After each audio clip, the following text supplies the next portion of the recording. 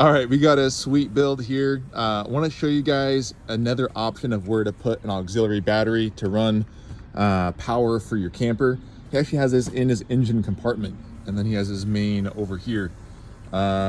Sweet build, air compressor, awesome winch setup.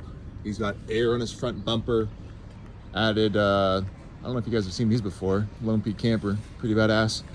But then he has his battery set up. It's going to be charged by power plate in the bed of his truck.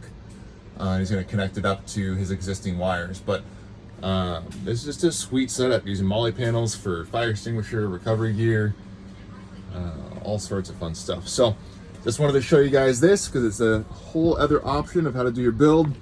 We got this battery here to do his walkthrough, and I'm going to jump into that. Cheers, guys.